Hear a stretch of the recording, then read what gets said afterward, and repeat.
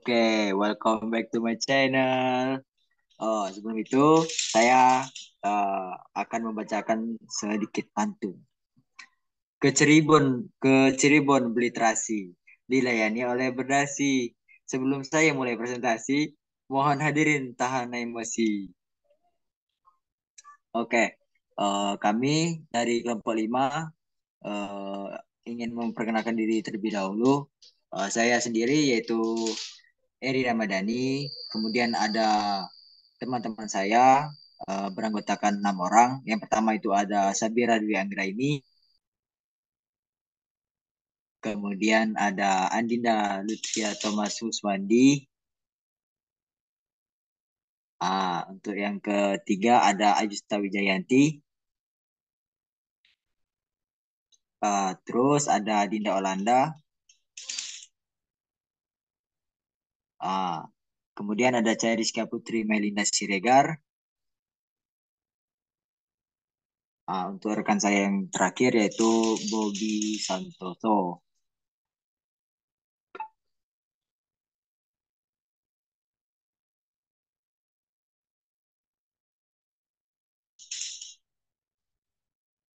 Baik, di sini saya sudah memperkenalkan teman-teman saya. Di sini kami akan menjelaskan mengenai akuntansi untuk valuta asing, penjabaran laporan keuangan dalam mata uang asing. Dalam presentasi kali ini terdapat 4 sub pembahasan. Yang pertama ada laporan keuangan dan mata pelaporan. Untuk yang kedua ada metode translasi. Yang ketiga ada metode pengukuran kembali. Dan untuk yang terakhir itu ada isu lain seputar penjabaran laporan keuangan. Baiklah. Tidak lama-lama akan saya jelaskan yang pertama. Baik, di sini saya akan menjelaskan mengenai laporan keuangan dan mata pelaporan. Di sini pertama, yang poin pertama itu mata uang penyajian dan mata uang fungsional. Menurut PSAK 10, revisi 2009, pengaruh perubahan nilai tukar valuta asing, mata uang fungsional adalah mata uang pada lingkungan ekonomi utama di mana entitas beroperasi. Sedangkan mata uang penyajian adalah mata uang yang digunakan dalam penyajian laporan keuangan. PSAK 10, revisi 2009, tidak mengatur mata uang penyajian suatu perusahaan. Pada umumnya, mata uang penyajian adalah mata uang fungsionalnya. Namun, situasi lain mata uang penyajian dapat berbeda dengan mata uang fungsional. Untuk penjelasan selanjutnya mengenai tetap yang sama, yaitu lanjutannya.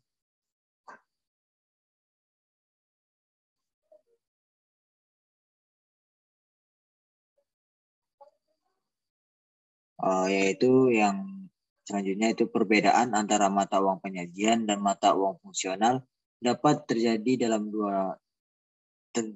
dua kondisi sebagai berikut. Yang pertama itu ada entitas tunggal. Untuk entitas tunggal ini merupakan mencatat transaksinya dalam mata uang fungsional dan menyajikan laporan keuangan dalam mata uang asing atau sebaliknya. Misalnya, jika transaksi dicatat dalam mata uang dolar Amerika Serikat, maka informasi atas laporan uang yang dihasilkan juga dalam mata uang dolar Amerika Serikat. Namun karena mata uang penyajian dalam rupiah, maka informasi keuangan tersebut harus dijabarkan ke dalam rupiah. Untuk perbedaan yang kedua, yaitu mengenai entitas anak asosiasi cabang. Jadi penjelasan tentang entitas anak asosiasi cabang yang beroperasi di luar negeri, yang mencatat transaksi dan menyajikan laporan keuangan dalam mata uang fungsional.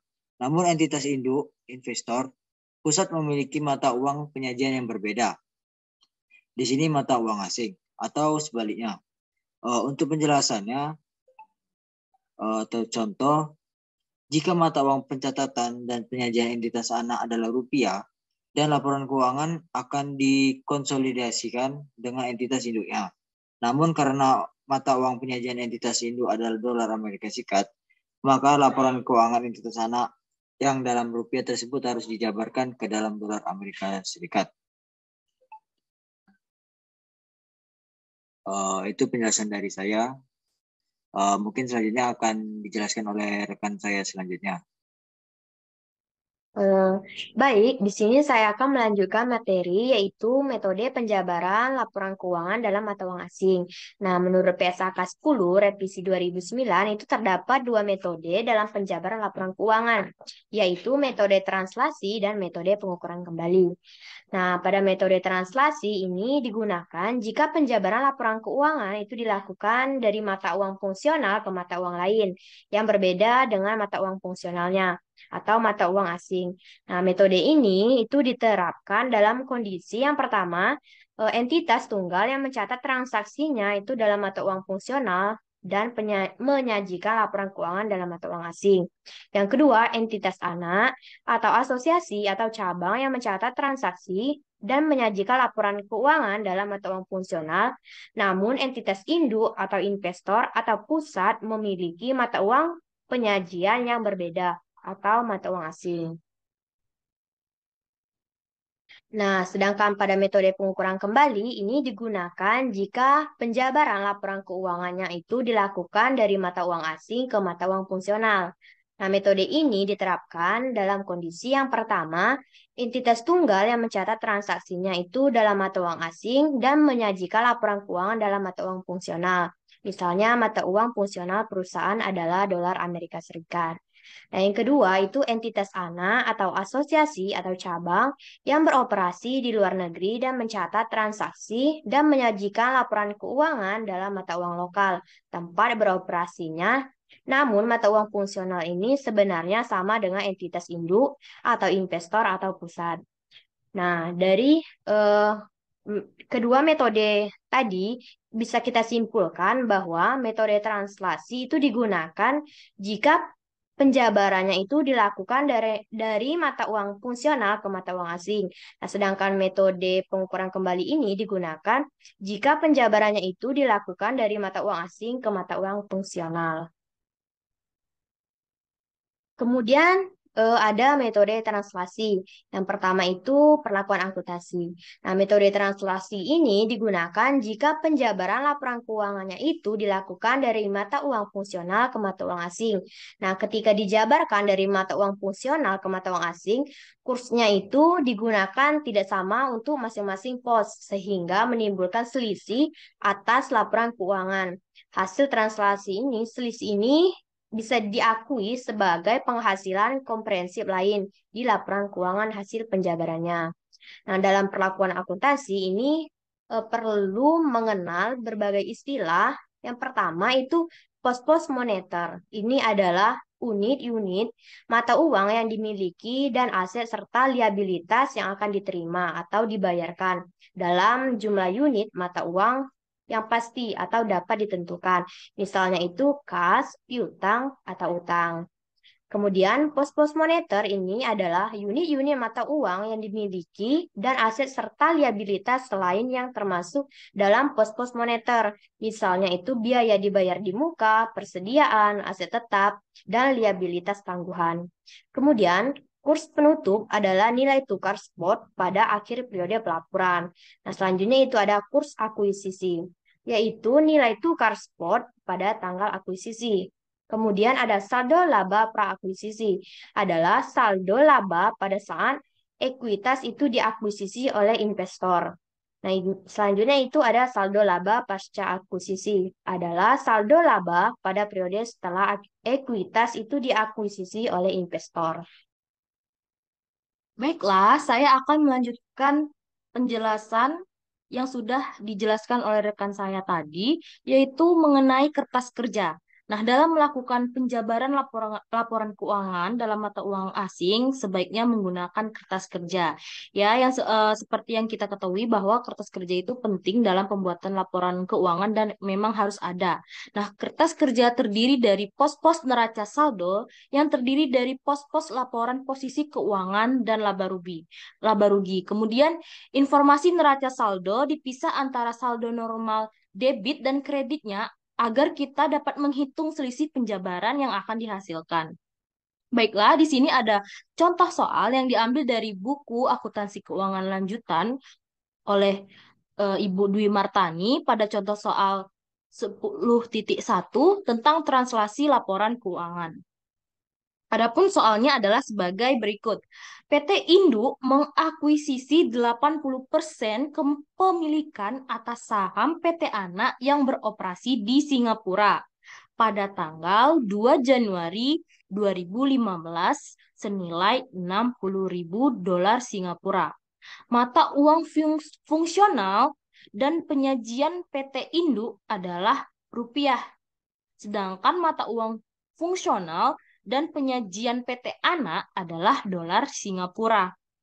Berdasarkan laporan keuangan PT Anak, komposisi ekuitas saat akuisisi terdiri dari saham biasa dan saldo laba masing-masing sebesar 50.000 dolar Singapura dan 20.000 dolar Singapura.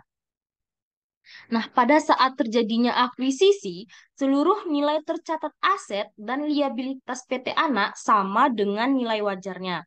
Nah, nilai wajar kepentingan non-pengendalinya atau KNP pada saat akuisisi adalah sebesar 15.000 dolar Singapura.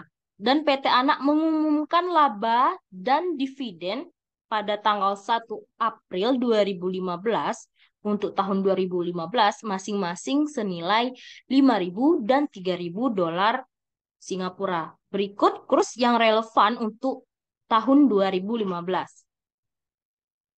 Pada tanggal 2 Januari, yaitu pada saat pengakuisisian saham, kursnya sebesar 10.000. Pada saat 1 April, PT Anak mengumumkan laba dan dividen, kursnya itu sebesar 10.050. Nah, pada tanggal pelaporan akhir periode 31 Desember 2015, kursnya yaitu sebesar 10.150 dengan rata-rata kurs pada tahun 2015 sebesar 10.100.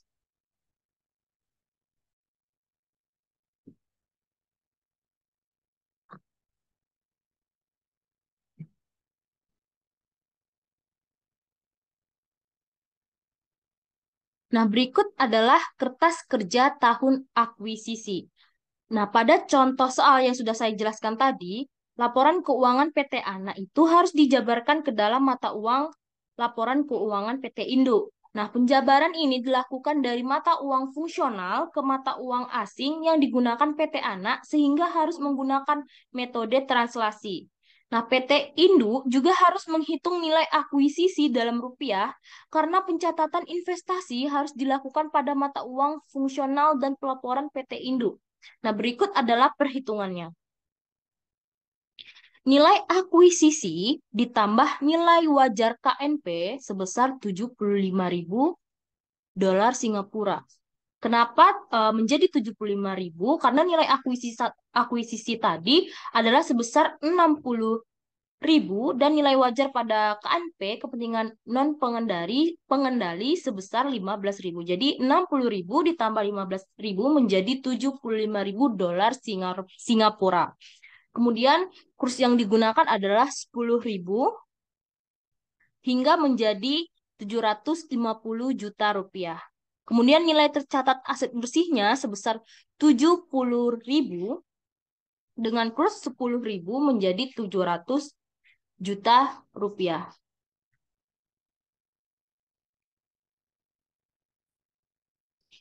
Kenapa menjadi 70.000? Bisa kita lihat pada soal berdasarkan laporan keuangan PT Anak, komposisi ekuitas saat akuisisi terdiri dari saham biasa dan saldo laba masing-masing sebesar 50.000 dan 20.000. Jadi 50.000 itu ditambah 20.000 menjadi 70.000. Dan sedangkan kurs yang digunakan bisa kita lihat adalah untuk kurs 2 Januari 2015 yaitu kurs 10.000. Sehingga didapatlah selisih yang menjadi goodwill sebesar 5.000 dan di dalam rupiah menjadi 50 juta. Nah, atas akuisisi tersebut dihasilkan goodwill yaitu sebesar 50 juta rupiah. Pada tanggal akuisisi, seluruh pos dalam laporan posisi keuangan PT Anak dijabarkan dari dolar Singapura ke rupiah menggunakan kurs tanggal akuisisi, yaitu sebesar 10.000 tadi. Nah, hal ini untuk menandakan bahwa kurs tanggal akuisisi tersebut adalah kurs historis, sehingga kurs yang relevan untuk pos-pos laporan ke posisi keuangan sebelum tanggal akuisisi menjadi tidak berlaku lagi. Nah, berikut adalah proses penjabaran pada tanggal akuisisi. Bisa kita lihat pada tabel 10.3, translasi pada tanggal akuisisi 2 Januari 2015, yaitu kas di dolar Singapura 5.000, kursnya 10.000 menjadi 50 juta, piutangnya 8.000 dolar dengan kurs rupiah 10.000 menjadi 80 juta, persediaan 12.000 dikali 10.000 menjadi 120 juta, tanah 30.000 dengan kurs masih sama yaitu sebesar 10.000 menjadi 300 juta rupiah, mesin dan bangunan 50.000 menjadi 500 juta rupiah, sehingga didapatlah jumlah debit ya sebesar 105.000 dalam dolar dan dalam rupiah menjadi 1.050.000.000 rupiah. Kemudian untuk mengetahui jumlah kreditnya setelah tadi kita menghitung jumlah debitnya, kemudian kita menghitung akumulasi penyusutan sebesar 10.000 dolar menjadi 100 juta rupiah, utang usaha 5.000 menjadi 50 juta rupiah, utang bank 20.000 menjadi 200 juta, saham biasa 50.000 menjadi 500 juta, saldo laba 20.000 dolar menjadi 200 juta, sehingga didapatlah kredit sebesar 105.000 dolar dan dirupiahkan menjadi 1.050.000 rupiah. 50 juta rupiah. Bisa kita lihat teman-teman bahwa berdasarkan tabel ini jumlah debit dan kreditnya itu balance. Nah, dalam penjabaran pada tabel ini, kurs dapat dikali atau dibagi tergantung dari sisi mana kurs tersebut dihitung. Logikanya sederhana, hasil penjabaran akan lebih besar nominalnya jika dijabarkan dari mata uang yang kuat ke mata uang yang lebih lemah, dan sebaliknya. Mata uang rupiah lebih lemah dibanding dolar Singapura, sehingga hasil penjabaran ke rupiah seharusnya menghasilkan nominal yang lebih besar setelah tanggal akuisisi. Nah, PT Induk akan mencatat investasinya atas PT Anak. Jika PT Induk menggunakan metode ekuitas, maka jurnal yang dicatat selama tahun 2015 akan dibahas oleh rekan saya selanjutnya. Baik, itu saja yang dapat saya sampaikan. Terima kasih.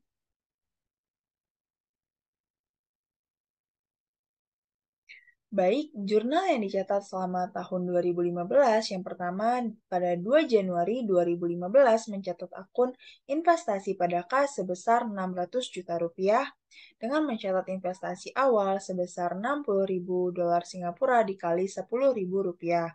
Selanjutnya 1 April 2015 yaitu mencatat akun kas pada investasi sebesar 24.120.000 rupiah dengan mencatat penerimaan dividen sebesar 80% dikali 3.000 dolar Singapura dikali 10.050.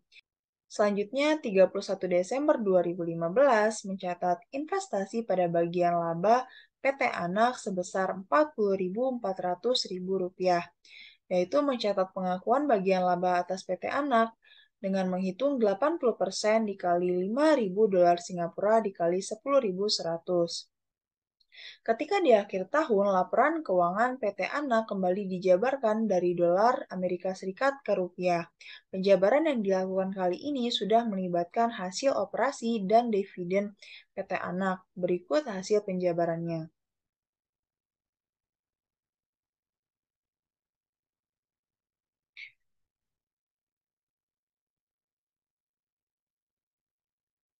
pada tabel 10.4 yaitu translasi pada 31 Desember 2015.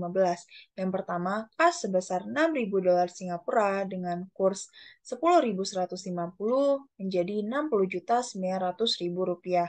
Selanjutnya, piutang dengan total 7.000 dolar Singapura dengan kurs 10.150 menjadi 71.050.000 rupiah. Selanjutnya, persediaan sebesar 19.000 dolar Singapura dengan kurs 10.150 menjadi 192.550.850.000 rupiah. Selanjutnya, tanah sebesar 30.000 dolar Singapura dengan kurs 10.150 menjadi 304.500.000 rupiah. Selanjutnya, bangunan dan mesin sebesar 50.000 dolar Singapura dengan kurs 10.150 menjadi 507.500.000 rupiah. Beban sebesar 20.000 dolar Singapura dengan kurs 10.100 menjadi 202 juta rupiah. Selanjutnya, dividen dengan harga 3.000 dolar Singapura sebesar dengan kurs 10.050 menjadi 30.150.000 rupiah. Maka jumlah debit sebesar 135 dolar Singapura dengan rupiahnya 1.368.950.000 rupiah. Selanjutnya, akumulasi penyusutan sebesar 15.000 dolar Singapura dengan kurs 10.150 menjadi 152.250.000 rupiah. Selanjutnya, utang usaha sebesar 5.000 dolar Singapura dengan kurs 10.150 menjadi 50.750.000 rupiah. Selanjutnya, utang bank sebesar 20.000 dolar Singapura dengan kurs 10.150 menjadi 203 juta rupiah.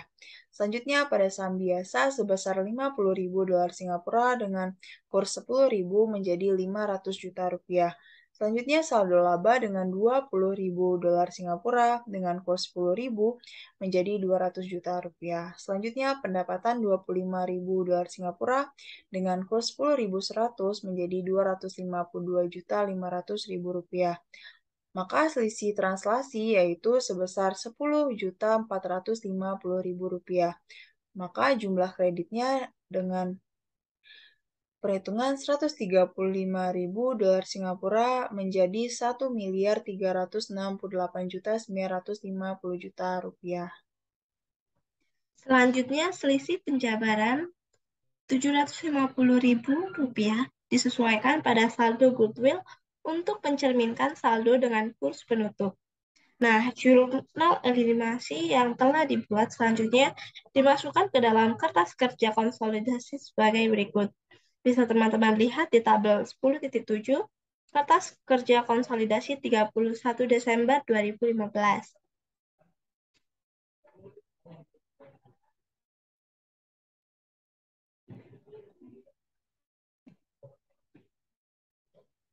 Selanjutnya, penyajian dan pengungkapan. Penyajian laporan keuangan atas penjabaran laporan keuangan pada dasarnya sama dengan penyajian laporan keuangan pada umumnya. Perbedaannya hanya pada pos penghasilan komperensi lain yang dihasilkan dari translasi.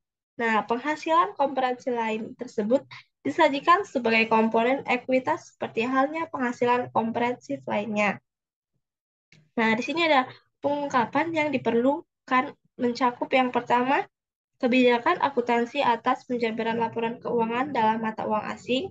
Yang kedua, selisih nilai tukar neto diakui dalam pendapatan komprehensif lain dan diakumulasikan dalam komprehensi ekuitas terpisah.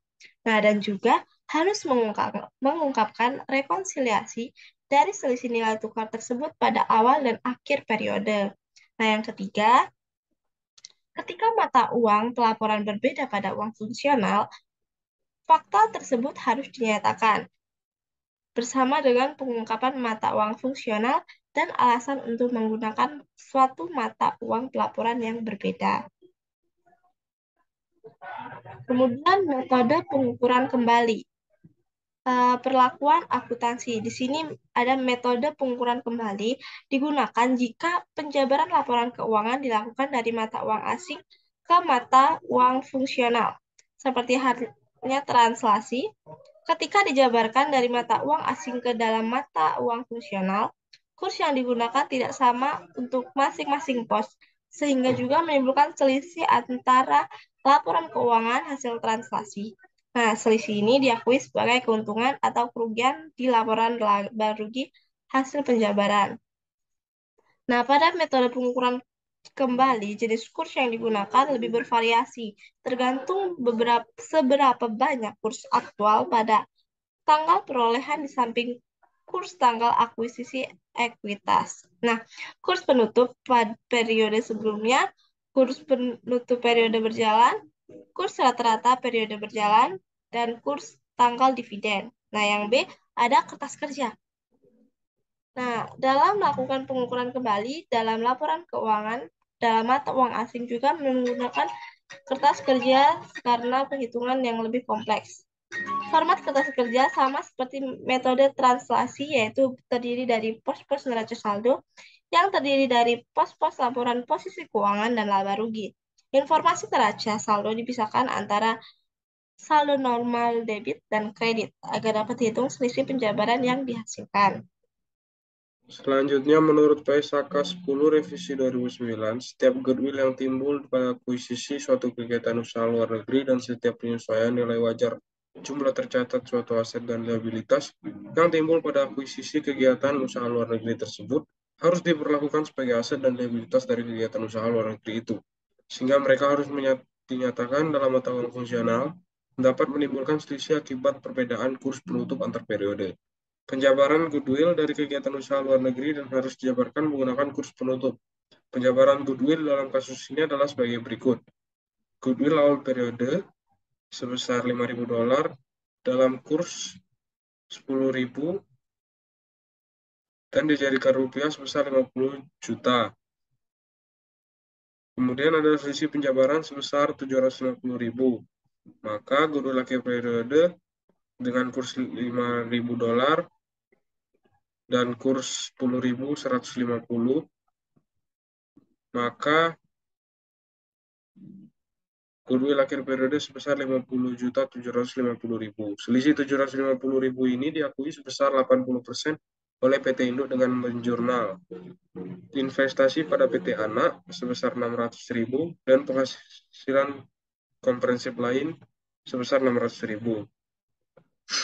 Jurnal ini mencatat pengakuan selisih penjabaran atas PT Anak sebesar 80% dikali 750.000.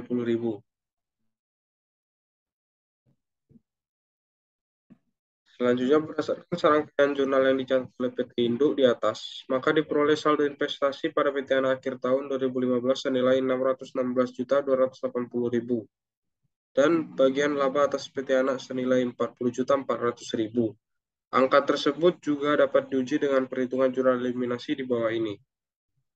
Tabel 10.5 dengan saldo 1 Januari 2015 sebesar 560 juta, kepentingan pengendali sebesar 140 juta, kemudian ada saham biasa sebesar 500 juta, dengan saldo laba sebesar 200 juta. Laba bersih sebesar 40 juta 400.000 rupiah, kepentingan pengendali sebesar 10 juta 100.000 rupiah, kemudian ada saldo laba sebesar 50 juta 500.000 rupiah. Dividen sebesar 24 juta 120.000 rupiah. Dividen kepentingan pengendali sebesar 6 juta 30.000 rupiah. Maka totalnya 30 juta 150.000 rupiah. Saldo 31 Desember 2015 sebesar 576 juta 280.000 rupiah. Untuk kepentingan non pengendali sebesar 144 juta 70.000 rupiah. Saham biasa sebesar 500 juta dan saldo laba sebesar 220 juta 350.000 rupiah. Berdasarkan tabel di atas diperoleh jurnal eliminasi, yaitu saham biasa dieliminasi sebesar 500 juta rupiah. Kemudian ada saldo laba dieliminasi juga sebesar 200 juta rupiah. Kemudian ada eliminasi dari bagian laba atas PT Anak, yaitu 40 juta 400.000 rupiah. Kemudian bagian laba kepentingan non pengendali sebesar 10 juta 100.000 rupiah. Kemudian ada dividen diumumkan pasca Rp30.150.000. Kemudian ada investasi pada PT Anak sebesar Rp576.280.000. Kemudian ada kepentingan non pengendali sebesar Rp144.070.000. Jurnal ini untuk mengeliminasi investasi dan ekuitas pada PT Anak. Selanjutnya, perhitungan jurnal eliminasi goodwill. Saldo 1 Januari 2015 yaitu sebesar 40 juta dan saldo kepentingan non pengendali sebesar 10 juta yang didapatkan dari akuisisi 80% PT Indo atas PT Anak sebesar 40 juta dan sisanya adalah kepentingan non pengendali. Selanjutnya ada saldo akhir sebesar 40 juta dan untuk kepentingan non pengendali sebesar 10 juta rupiah. Selanjutnya ada jurnal eliminasinya yaitu goodwill sebesar 50 juta, kemudian mengeliminasi investasi pada PT Anak sebesar 40 juta dan mengeliminasi kepentingan non pengendali sebesar 10 juta. Selain itu, penghasilan komprehensif lain dalam laporan keuangan PT Anak dieliminasi dan dialokasikan antara PT Induk dan kepentingan non pengendali dengan jurnal.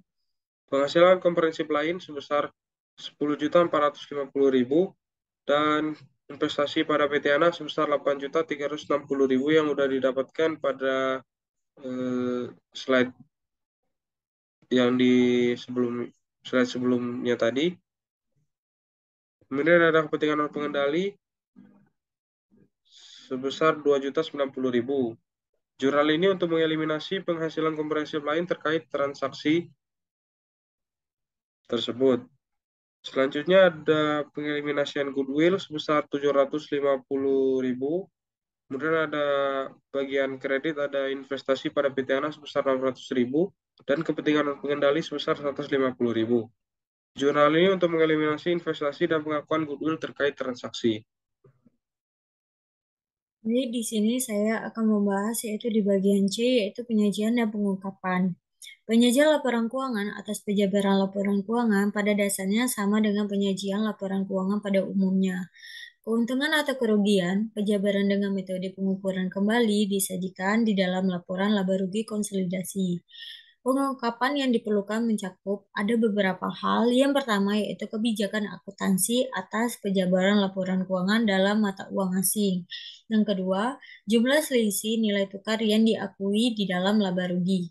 Yang ketiga, ketika mata uang pelaporan berbeda dari mata uang fungsionalnya maupun fakta tersebut harus dinyatakan bersama dengan pengungkapan mata uang fungsional dan alasan untuk menggunakan suatu mata uang pelaporan yang berbeda. Yang keempat, ketika entitas menyajikan laporan keuangan atau informasi keuangan lainnya di dalam suatu mata uang yang berbeda, baik dari mata uang fungsionalnya maupun dari mata uang pelaporannya, entitas harus yang pertama mengidentifikasi secara jelas informasi sebagai informasi tambahan untuk membedakannya dari informasi yang tuduh dengan PSAK. Yang kedua, yaitu mengungkapkan mata uang di mana informasi tambahan tersebut disajikan. Dan yang ketiga, mengungkapkan mata uang fungsional, entitas, dan metode penjabaran yang digunakan untuk menentukan informasi tambahan. Materi yang selanjutnya yaitu isu-isu lain seputar penjabaran laporan keuangan. Yang dimana yang pertama yaitu perubahan mata uang fungsional. Mata uang fungsional suatu perusahaan dapat berubah seiring berubahnya faktor-faktor yang mempengaruhi kriteria mata uang fungsionalnya. Salah satu faktornya adalah perubahan dalam bidang bisnis perusahaan yang semula pendapatannya lebih banyak dipengaruhi oleh mata uang rupiah, kemudian berubah menjadi mata uang dolar Amerika Serikat.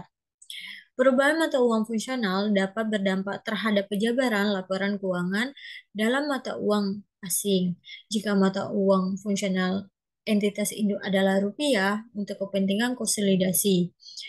Perubahan mata uang fungsional dapat berdampak metode penjabaran laporan keuangan dalam mata uang asing. Pesakan nomor 10 revisi 2009 mengatur perlakuan akuntansi jika terjadi perubahan dalam mata uang fungsional. Ketika terjadi perubahan dalam mata uang fungsional, suatu perusahaan harus diterapkan prosedur penjabaran untuk mata uang fungsional yang secara prospektif sejak tanggal terjadi perubahan. Yang terakhir yaitu transaksi antar entitas, yang dimana salah satu penjabaran suatu laporan keuangan adalah suatu keperluan konsolidasi dengan entitas induk. Setelah dilakukan penjabaran, prosedur konsolidasi yang dilakukan mengikuti prosedur konsolidasi normal, seperti eliminasi saldo antara kelompok dan transaksi antar kelompok dari suatu entitas anak. Namun suatu aset atau liabilitas moneter antar kelompok, baik jangka pendek atau jangka panjang, tidak dapat dieliminasi terhadap liabilitas atau aset antar kelompok tanpa menunjukkan hasil fluktuasi mata uang dalam laporan keuangan konsolidasian. Hal ini karena pos moneter menggambarkan suatu komitmen untuk mengonversi suatu mata uang ke dalam mata uang lainnya dan berusaha memiliki risiko atas keuntungan atau kerugian melalui fluktuasi mata uang. Sehingga laporan keuangan konsolidasian selisih nilai tukar ini diakui dalam laba atau rugi atau pendapatan komprehensif lainnya. Mungkin itu saja yang dapat saya sampaikan. Saya kembalikan kepada moderator. Terima kasih. Oke, terima kasih untuk rekan-rekan saya semuanya yang telah menjelaskan materi dari keempat subtema kita pada hari ini. Oh, baiklah, saya ucapkan terima kasih. Sebelum itu, saya ingin berpantun kembali. Hari Senin bersih-bersih, pasang bendera biar berkibar. Cukup sekian dan terima kasih. Maaf jika presentasinya panjang lebar. Saya ucapkan wassalamualaikum warahmatullahi wabarakatuh.